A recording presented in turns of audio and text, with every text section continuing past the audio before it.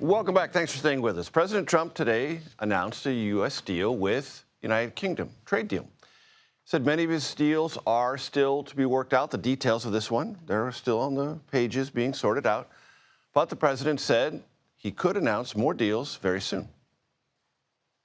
We have many meetings planned today and tomorrow, and every country wants to be making deals. And Martin Baccardax, senior editor and chief markets correspondent for TheStreet. Martin, always great to see you. In golf terminology, this one feels to me like a tap-in, U.S.-UK. I think that's exactly the way to put it. It wasn't that far from the hole, and I think both sides wanted the ball to go into the cup. So that's why we were able to get this framework.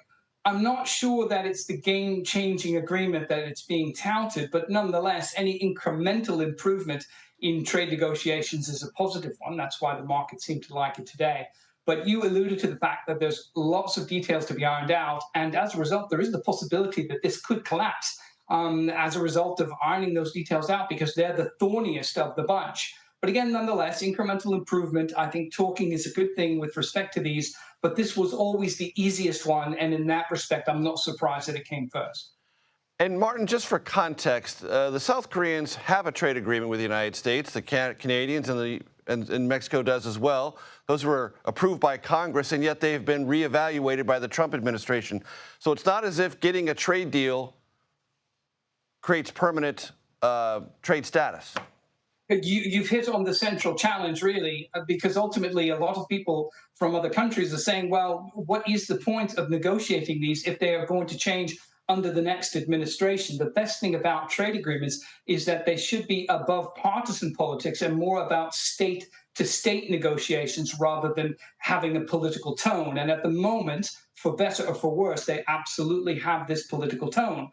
And it's even more galling, I think, from the U.S. trade perspective, that the USMCA, which was renegotiated by the president himself, is now the precursor for these extra tariffs and the perceived unfairness of the relationship between the United States, Canada, and Mexico. So I think you're absolutely correct to highlight that.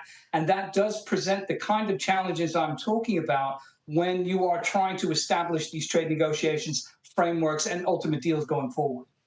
And Martin, as you well know, the markets were for a few days trying to assess how serious talks were between the Trump administration and the Chinese. A couple of weeks ago, the president kept saying they were going on. The Chinese kept denying it. It was sort of cat and mouse. Clearly, there will be talks tomorrow involving very senior administration officials and senior representatives of the Chinese government. How important is that in itself to the larger framework? I think ultimately part of the reason that the markets were positive today to the degree that they were was because of exactly what you've just described. We're now starting to get détente between Washington and Beijing, and this is the absolute epicenter of the entire trade negotiation world. If we can somehow come to a de-escalation, which seems to be the first step that is hoped for from Washington, then there could ultimately be a pullback on tariffs, and the president has alluded to that. And then over the longer term, hammering out something of a negotiated agreement between these two massive trading partners. It's not only important from the United States perspective in order to ensure that goods continue coming in over the summertime and into the months heading up to the holidays, but it's also important, I think, Major, to make sure that China isn't reaching out to other countries in the world in order to try to cut bilateral trade agreements and therefore sidelining the United States. I know it sounds far-fetched, but nonetheless, it's one of those risks that's in place as a result of this very aggressive strategy. And I think that's exactly what the United States would like to avoid. Point well taken. Martin Baccardax, thank you very much. I appreciate it.